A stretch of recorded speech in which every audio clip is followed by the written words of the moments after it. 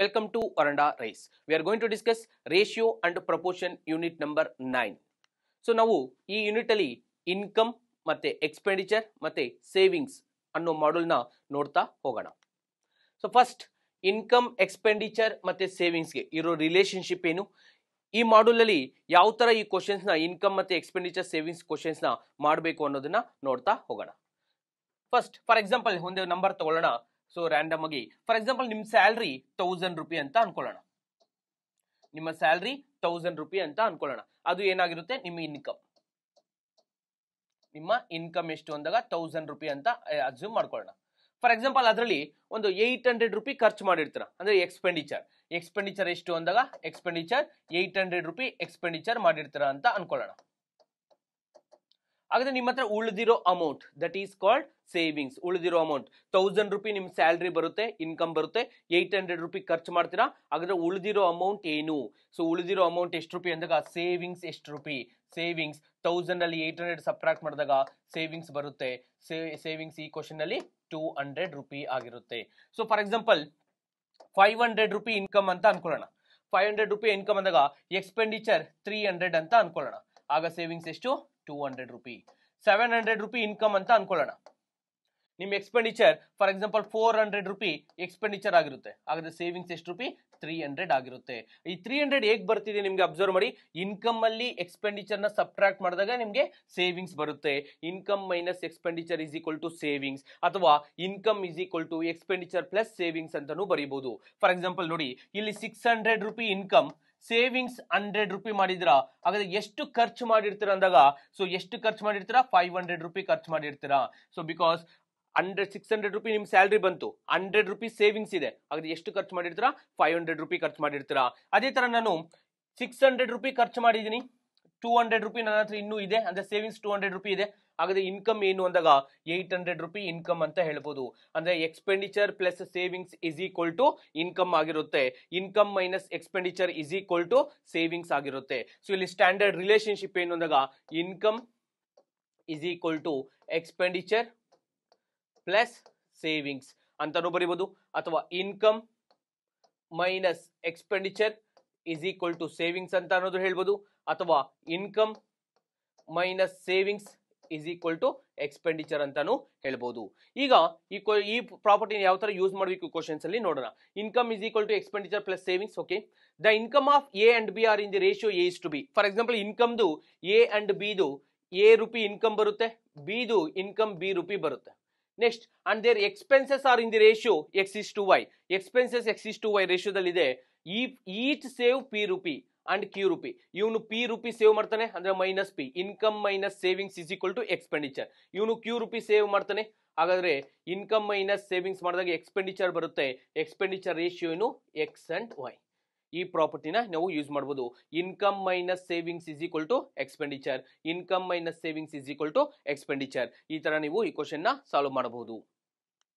ಈಗ ಕ್ವಶನ್ ನೋಡಿ, the income of A and B are in the ratio 3:5 ಅಂತೆ. ಅಂದ್ರೆ ಇನ್ಕಮ್ ಎ ಅಂಡ್ ಬಿ ದು ಕೊಟ್ಟಿದ್ದಾರೆ 3:5 ಅಂತೆ. ನಾನೇನ್ ಅನ್ಕೊಳ್ತೀನಿ, 3x ಇಸ್ ದ ಇನ್ಕಮ್ ಎದು, 5x ಇಸ್ ದ ಇನ್ಕಮ್ ಬಿದು. ಅದೇ ತರ there expenses are in the ratio 1:5. Expense ratio ಕೊಟ್ಟಿದ್ದಾರೆ 1:5 ಅಂತ. ಇಬ್ರು ಈಚ್ ಸೇವ್ 500, ಇಬ್ರು 500 ಸೇವ್ ಮಾಡಿದ್ದಾರೆ. ಅಂದ್ರೆ ಇವನು 500 ಸೇವ್ ಮಾಡಿದ್ದಾನೆ, ಇವನು 500 ಸೇವ್ ಮಾಡಿದ್ದಾನೆ. ಇಬ್ರು 500 ಸೇವ್ ಮಾಡಿದ್ದಾರೆ. Income minus savings is equal to expenditure. Expenditure ratio ಏನು? 1/5. 1 ರೂಪಾಯಿ ಎದು ಎಕ್ಸ್ಪೆಂಡಿಚರ್, 5 ಪಾರ್ಟ್ಸ್, 1 ಪಾರ್ಟ್ಸ್ ಅಥವಾ 5 ಪಾರ್ಟ್ಸ್ ಅಥವಾ 1 and 5 ಅಂತ ಅಸ್ಯೂಮ್ ಮಾಡ್ಕೊಳ್ಳಿ. ಸೊ ಇದನ್ನ ಕ್ರಾಸ್ ಮಲ್ಟಿಪ್ಲಿಕೇಶನ್ ಮಾಡಬೇಕು. ಸೊ 5 ಇಂಟು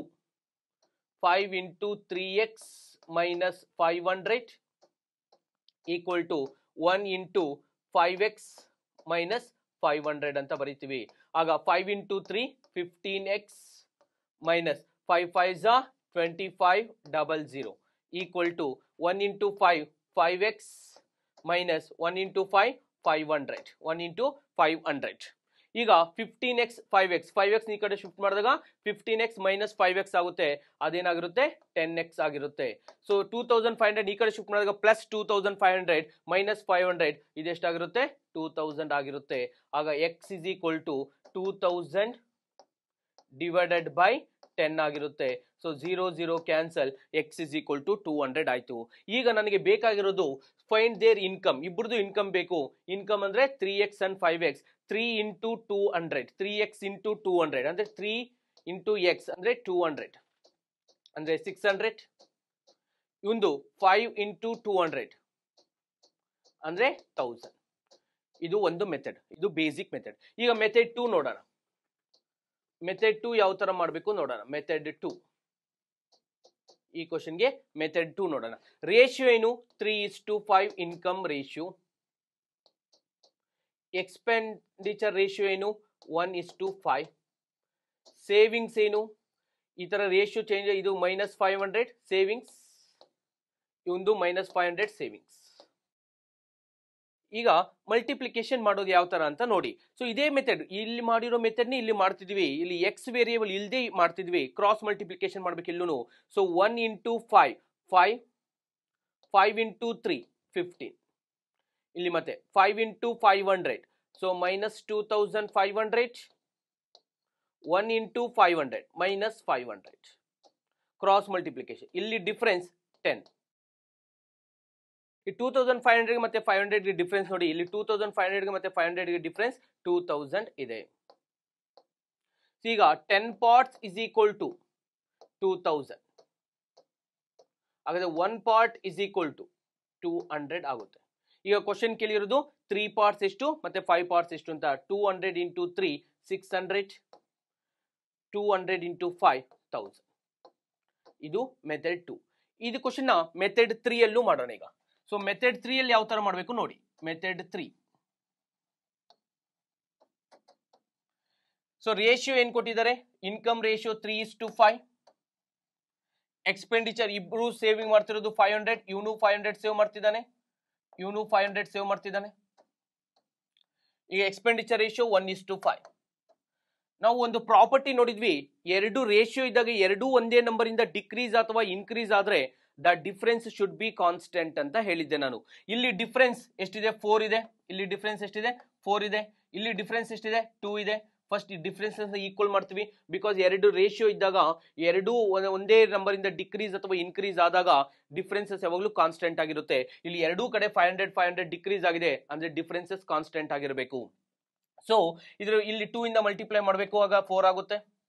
ಆಗ ಇದು 6, ಇದು 10 ಆಯ್ತು. ಸೊ ಇಲ್ಲಿ ಡಿಫರೆನ್ಸ್ 4, ಇಲ್ಲೂ ಡಿಫರೆನ್ಸ್ 4 ಆಯ್ತು. ಈಗ 6 ರೂಪಿ ಇನ್ಕಮ್ ಇದ್ದಿದ್ದು 1 ರೂಪಿ ಎಕ್ಸ್ಪೆಂಡಿಚರ್ ಆಯ್ತು ಅಂದ್ರೆ 5 ರೂಪಿ ನಿಮ್ದು ಸೇವಿಂಗ್ಸ್ ಆಗಿರುತ್ತೆ. ಹೇಗೆ 10 ಇದ್ದಿದ್ದು 5 ಆಗಿದೆ ಅಂದ್ರೆ ಇಲ್ಲೂ 5 ರೂಪಿ. ಹಾಗಾದ್ರೆ 5 parts is equal to 5.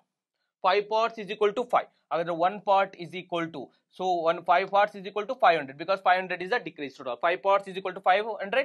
1 part is equal to 100. ಹಾಗಾದ್ರೆ 6 parts is equal to 600. 10 parts is equal to 1000. So that is your answer. 6 parts is equal to 600. 10 parts is equal to 1000. So ಇದು method 3. ಈ question method 1, method 2, method 3 ಅಲ್ಲಿ ಮಾಡಬಹುದು. Method 3 ಯಾವಾಗ applicable ಆಗುತ್ತಂದ್ರೆ savings ಎರಡೂ ಕಡೆ ಒಂದೇ number savings ಆಗಿರಬೇಕು, ಅವಾಗಷ್ಟೇ method 3 application ಆಗುತ್ತೆ. ಬಟ್ ಮೆಥಡ್ 2 ಯಾವುದೇ ನಂಬರ್ಸ್ ಇಲ್ಲಿ ಎಷ್ಟಾದ್ರೂ ಡಿಕ್ರೀಸ್ ಆದ್ರೆ, ಇಲ್ಲಿ 500 ಡಿಕ್ರೀಸ್ ಆಯ್ತು, ಇಲ್ಲಿ 1000 ಡಿಕ್ರೀಸ್ ಆಯ್ತು, ಇಲ್ಲಿ 800, ಇಲ್ಲಿ 900 ಎಷ್ಟಾದ್ರೂ ಆದ್ರೂ ಈ ಮೆಥಡ್ ಅಲ್ಲಿ ಮೆಥಡ್ 2 ಅಲ್ಲಿ ಮಾಡಬಹುದು. ಬಟ್ ಮೆಥಡ್ 3 ಮಾತ್ರ ಎರಡೂ ಕಡೆ ಸೇವಿಂಗ್ಸ್ ಒಂದೇ ನಂಬರ್ ಆಗಿರಬೇಕಾಗಿರುತ್ತೆ. ಈಗ ನೆಕ್ಸ್ಟ್ ಕ್ವಶನ್ ನೋಡಿ. The income of A and B are in the ratio 5:3 and their expenses are 9:5. If both saves 2600 and 1800 respectively, then find their income. ಈ ಕ್ವಶನ್ ನಾವು ಮೆಥಡ್ 3 ಅಲ್ಲಿ ಮಾಡೋದಕ್ಕಾಗೋದಿಲ್ಲ. ಬಿಕಾಸ್ ಇಲ್ಲಿ ಏನ್ ಕೊಟ್ಟಿದ್ದಾರೆ ನೋಡಿ, 2600 ಮತ್ತೆ 1800. ಸೊ ಏನಿದೆ ರೇಷಿಯೋ ಸೇವಿಂಗ್ಸ್ ಡಿಫ್ರೆಂಟ್ ಆಗಿದೆ. ಸೊ ಅವಾಗ ಮೆಥಡ್ 3 ಅಲ್ಲಿ ಮಾಡೋದಕ್ಕಾಗೋದಿಲ್ಲ. ಐದರ್ ಮೆಥಡ್ 1 ಅಥವಾ ಮೆಥಡ್ 2 ನ ಅಪ್ಲಿಕೇಬಲ್ ಮಾಡ್ಬೇಕು ಇದನ್ನ. ಸೊ ಇದನ್ನ ಯಾವ ತರ ಮಾಡಬಹುದು? ಮೆಥಡ್ 2 ಅಲ್ಲಿ ಮಾಡ್ತೀನಿ ನೋಡಿ. ಸೊ 5:3, 5:3 ಇದು ಇನ್ಕಮ್ ರೇಷಿಯೋ. ಅದೇ ತರ expenses ratio. So some changes ಆಗಿದೆ ಇನ್ಕಮ್ ಅಲ್ಲಿ, ಸಮ್ ಚೇಂಜಸ್. ಸೊ ಏನ್ ಚೇಂಜಸ್ ಆಗಿದೆ ಅಂದ್ರೆ ಈ ಒಂದು ಸೇವಿಂಗ್ಸ್ 2600 ಮೈನಸ್ 2600, ಈ ಒಂದು 1800. ಸೊ ಸೇವಿಂಗ್ಸ್ ಆದ್ಮೇಲೆ ಎಕ್ಸ್ಪೆನ್ಸಸ್ ಎಷ್ಟಿರುತ್ತೆ? 9 and 5 ratio. So cross multiplication ಮಾಡ್ತೀನಿ. So 9 3s 27, 5 5s 25. ಇಲ್ಲೂ ಅಷ್ಟೇ 2600 into 5, 26 into 5, ಸೊ 130 ಆಗಿರುತ್ತೆ ಇದು ಅಂಡ್ 20 ಇದೇನಾಗಿರುತ್ತೆ 13,000 ಆಗಿರುತ್ತೆ. 2,600 ಇಂಟು 5 ಮಲ್ಟಿಪ್ಲಿಕೇಶನ್ ಮಾಡಬೇಕು. 26 ಇಂಟು 5 ಅಂಡ್ 00 ಮಾಡಿದಾಗ 26 ಇಂಟು 5 130 ಅಂಡ್ 00. 9 ಇಂಟು 18 ಮಲ್ಟಿಪ್ಲೈ ಮಾಡಬೇಕು 16200. ಸೊ ಇದನ್ನ ಮಲ್ಟಿಪ್ಲಿಕೇಶನ್ ಮಾಡಬೇಕು. ಸೊ ಇಲ್ಲಿ ಡಿಫ್ರೆನ್ಸ್ ನೋಡಿ. ಸೊ ಒಂದು 13,000 ಇಂದು 16,200 ಡಿಫ್ರೆನ್ಸ್ ಈಸ್ 3,200. ಡಿಫ್ರೆನ್ಸ್ ಎಷ್ಟಾಯ್ತು 3,200 ಇಸ್ ಅ ಡಿಫ್ರೆನ್ಸ್ ಆಯ್ತು. ಇಲ್ಲಿ ಡಿಫ್ರೆನ್ಸ್ ನೋಡಿ 25 ಮತ್ತೆ 27 ಗೆ ಡಿಫ್ರೆನ್ಸ್ ಎಷ್ಟಿದೆ 2 ಡಿಫ್ರೆನ್ಸ್ ಇದೆ. So 2 parts is equal to 3,200. ಹಾಗಾದ್ರೆ 1 part is equal to 1,600 difference ಇರುತ್ತೆ. ಕ್ವಶನ್ ಕೇಳಿರೋದು ದೇರ್ ಇನ್ಕಮ್ ಫೈಂಡ್ ಔಟ್ ಮಾಡಬೇಕು. 5 and 3 parts 5 parts ಎಷ್ಟು ಅಂತ ಫೈಂಡ್ ಔಟ್ ಮಾಡಬೇಕು. 16 5s 80 and 00 8,000. ಹಾಗೆ ತರ 3 parts ಎಷ್ಟು ಅಂತ ಫೈಂಡ್ ಔಟ್ ಮಾಡಬೇಕು. 5 parts ಮತ್ತೆ 3 parts ಎಷ್ಟು ಅಂತ ಫೈಂಡ್ ಔಟ್ ಮಾಡಬೇಕು. 16 3s 4800. ಸೊ ನಮಗೆ ಆನ್ಸರ್ ಎಷ್ಟು ಬಂತು 8,000 ಮತ್ತೆ 4,800 is the answer for this question. Next question ನೋಡಿ. P and Q earn in the ratio 2:1. They spend in the ratio 5:3 and save in the ratio 4:1. Find the monthly income of each if the total monthly savings of both P and Q together is 5,000. ಈ number ತುಂಬಾ important. ಈ statement ತುಂಬಾ important. So savings number ಕೊಟ್ಟಿದ್ದಾರೆ 5,000 ಇಬ್ಬರದು. ಅದೇ ತರ savings ನನಗೆ ರೇಷಿಯೋನು ಕೊಟ್ಟಿದ್ದಾರೆ ನೋಡಿ. ಸೇವ್ ಇನ್ ದಿ ರೇಷಿಯೋ 4:1 ಅಂತ ರೇಷಿಯೋ ಕೊಟ್ಟಿದ್ದಾರೆ. ಫಸ್ಟ್ ಎಷ್ಟು ಸೇವಿಂಗ್ಸ್ ಅಂತ ಫೈಂಡ್ ಔಟ್ ಮಾಡಿ ಇಂಡಿವಿಜುವಲ್ ಆಗಿ. 5,000 ನ 4:1 ರೇಷಿಯೋದಲ್ಲಿ ಡಿಸ್ಟ್ರಿಬ್ಯೂಷನ್ ಮಾಡಿದಾಗ so total 5 parts. 5 parts is equal to 5,000. 1 part is equal to 1,000 ಆಗುತ್ತೆ. ಹಾಗಾದ್ರೆ ಎ ಸೇವಿಂಗ್ 4,000, ಇಲ್ಲಿ P saving is 4,000, Q savings is 1,000 ಆಗಿರುತ್ತೆ. P saving 4,000, Q saving 1,000. ಈಗ ಇನ್ಕಮ್ ರೇಷಿಯೋ, ಈಗ ನನಗೆ ಇನ್ಕಮ್ದು ಸೇವಿಂಗ್ಸ್ ಗೊತ್ತಾಯ್ತು. ನಂಬರ್ ಎಷ್ಟು ಅಂತ 4,000 ಮತ್ತೆ 1,000. ಈಗ ನೀವು ಡೈರೆಕ್ಟ್ ಆಗಿ ಸೆಕೆಂಡ್ ಮೆಥಡ್ ಅಪ್ಲೈ ಮಾಡ್ಬೋದು.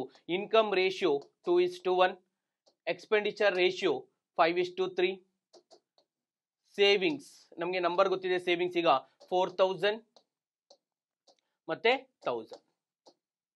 ಸೊ 5 1s 5, ಇಲ್ಲಿ 3 2s 6, ಇಲ್ಲಿ 3 into 4,000 12,000, ಇಲ್ಲಿ 5 into 1,000 5,000. ಸೊ ಇಲ್ಲಿ ಡಿಫ್ರೆನ್ಸ್ 6 and 5 ಗೆ ಡಿಫ್ರೆನ್ಸ್ 1 part. ಇಲ್ಲಿ 12,000 ಮತ್ತೆ 5,000 ಗೆ difference 7,000. 1 part is equal to 7,000. Question ಕೇಳಿರೋದೇನು ಇನ್ಕಮ್ ಫೈಂಡ್ ಔಟ್ ಮಾಡಕ್ಕೆ ಹೇಳಿದ್ದಾರೆ. ಸೊ 2 parts ಎಷ್ಟು 14,000 ಆಗುತ್ತೆ. 1 part ಎಷ್ಟು 7,000 ಆಗಿರುತ್ತೆ. So 14,000 and 7,000 is the income of A and B ಆಗಿರುತ್ತೆ. ಸೊ ನಾವು ಈ ಯೂನಿಟ್ ಅಲ್ಲಿ ಇನ್ಕಮ್ ಮತ್ತೆ ಎಕ್ಸ್ಪೆಂಡಿಚರ್ ಮತ್ತೆ ಸೇವಿಂಗ್ಸ್ ಅದರ ರಿಲೇಶನ್ಶಿಪ್ ಏನು ಅಂತ ನೋಡಿದ್ವಿ. ಅದೇ ತರ ಇನ್ಕಮ್ ರೇಷಿಯೋ ಕೊಟ್ಟಾಗ, ಎಕ್ಸ್ಪೆಂಡಿಚರ್ ರೇಷಿಯೋ ಕೊಟ್ಟಾಗ, ಸೇವಿಂಗ್ಸ್ ನಂಬರ್ಸ್ ಕೊಟ್ಟಾಗ ಯಾವ ತರ ಕ್ವಶನ್ಸ್ ಮಾಡಬೇಕು ಅನ್ನೋದನ್ನ ನೋಡಿದ್ವಿ. ನಾವು ಇಲ್ಲಿ 3 ಮೆಥಡ್ಸ್ ಮೇನ್ ಆಗಿ ಯೂಸ್ ಮಾಡ್ತೀವಿ. So income conventional method X variable use ಮಾಡಿಕೊಂಡು ಮೆಥಡ್ ಮಾಡ್ಬೋದು, ಅಥವಾ ಕ್ರಾಸ್ ಮಲ್ಟಿಪ್ಲಿಕೇಶನ್ ಮೆಥಡ್ ಮಾಡ್ಬೋದು, ಅಥವಾ ಲಾಸ್ಟ್ ಮೆಥಡ್ ರೇಷಿಯೋ ಮೆಥಡ್ ಅಲ್ಲಿ ಮಾಡ್ಬೋದು. ಬಟ್ ರೇಷಿಯೋ ಮೆಥಡ್ ಅಲ್ಲಿ ಮಾಡೋದು ಸೊ ಯಾವಾಗ ಮಾಡ್ಬೇಕಂದ್ರೆ ಸೇವಿಂಗ್ಸ್ ಎರಡೂ ಕಡೆ ಒಂದೇ ಇದ್ದಾಗ ಮಾತ್ರನೇ ನಾವು ಲಾಸ್ಟ್ ರೇಷಿಯೋ ಮೆಥಡ್ ಅಲ್ಲಿ ಮಾಡಬೇಕು. ಇಲ್ಲ ಅಂದ್ರೆ ಕ್ರಾಸ್ ಮಲ್ಟಿಪ್ಲಿಕೇಶನ್ ಮೆಥಡ್ ಅಲ್ಲಿ ಈ ಕ್ವಶನ್ಸ್ ನ ಸಾಲ್ವ್ ಮಾಡಬಹುದು. ಇಲ್ಲಿಗೆ ಈ ಯೂನಿಟ್ ಫಿನಿಶ್ ಆಯ್ತು. ಮತ್ತೆ ನೆಕ್ಸ್ಟ್ ಯೂನಿಟ್ ಅಲ್ಲಿ ಮೀಟ್ ಆಗೋಣ. Thank you.